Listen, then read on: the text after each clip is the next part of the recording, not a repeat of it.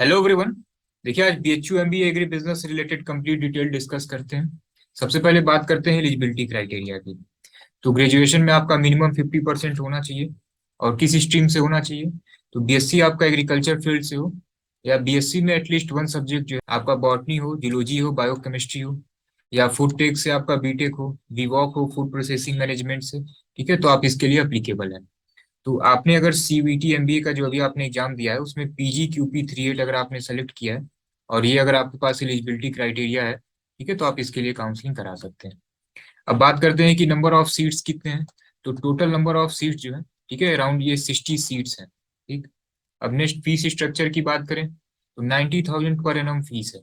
ठीक है, semester wise fees नहीं होती है। एनुअली फीस है 90,000 पर एनम। ठीक है, 2 साल की फीस जो है 1,80,000 है। अब बात करते हैं प्लेसमेंट से रिलेटेड। तो देखिए, प्लेसमेंट जो है एमबीए ग्रेड बिजनेस में 90+% जो है प्लेसमेंट है। ठीक है, जैसे आप ये 19 का रिपोर्ट देखिए, 46 स्टूडेंट जो है पार्टिसिपेट किए थे, 30 का प्लेसमेंट हुआ है। और अगर आप 2020 की बात करें तो आप देखिए 42 स्टूडेंट ने पार्टिसिपेट किया है, 36 प्लेसमेंट हुआ है।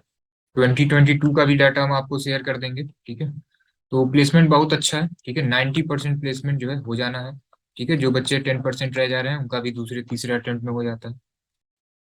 अब देखिए, बात करते हैं पैकेज की। तो पैकेज जो है ये near around 7 lakh per annum है। ऑलमोस्ट इसी पैकेज पे जो है मैक्सिमम लोगों का प्लेसमेंट हो जाता है। ठीक है, तो ये 7 to 8 लाख जो है ये पर एनम आपका पैकेज है। तो देखिए, जो बीएचयू का एमबीए एग्री बिजनेस है, ये एक्चुअली आता है एफएमएस के अंदर में।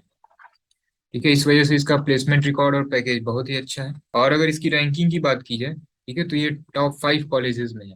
ठीक है, तो प्लेसमेंट और पैकेज, ठीक है, यहाँ पे अगर एडमिशन हो गया तो आप समझ लीजिए कि दोनों एकदम अच्छा ही होने वाला है। ठीक है, दोनों कंफर्म है आपका।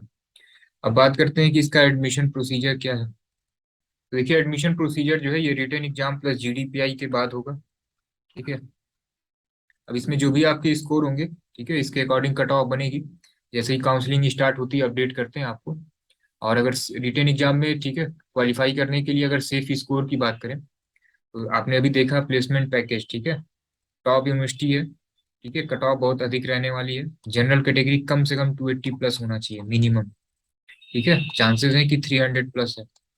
और अगर ओबीसी कैटेगरी की बात की जाए तो नियर अराउंड 270 के आसपास मिनिमम होने चाहिए। ठीक है, मैक्सिमम जिनका 300 प्लस है वही सेफ है जनरल कैटेगरी। ओबीसी की अगर बात की जाए तो ये 280 के आसपास सेफ है। ठीक है, तो कट ऑफ बहुत अधिक रहने वाली है। और फाइनल एडमिशन जो है, जैसे इसमें लिखा है कि जीडीपीआई दोनों इंक्लूड है। लास्ट ईयर केवल इंटरव्यू हुआ था, तो इस बार जो भी अपडेट होगा आपको बता दिया जाएगा। तो रिटर्न में आपके जितने भी मार्क्स होंगे, ठीक है, जीडीपीआई में आपके, ठीक है, 20% वेटेज रहेगा जीडीपीआई का। ठीक है, तो ये दोनों इंक्लूड करके जो है फाइनल मेरिट बनेगी। ठीक। तो जैसे ही इससे डिटेल आती है काउंसलिंग प्रोसेस से, ठीक है, ये सारी चीजें अपडेट करते हैं। ठीक है, और डिस्क्रिप्शन में एक हमने टेलीग्राम चैनल का लिंक दे दिया है। सीयूईटी एमबीए से रिलेटेड जितनी भी इंफॉर्मेशन होगी, ठीक है, ये सब आपको वहाँ मिलती रहेगी। ठीक है, किस यूनिवर्सिटी की क्या कट ऑफ है, कहाँ पे आपकी काउंसलिंग आप करा सकते हैं, स्कोर अगर आपका कम है किस यूनिवर्सिटी में आपको मिल सकता है। ठीक है, ये सारी अपडेट जो है ये टेलीग्राम पे भी मिलती रहेगी। और रेगुलर जो है यूनिवर्सिटी वाइज जो है ये सारी डिटेल भी हम आपको बताते रहेंगे।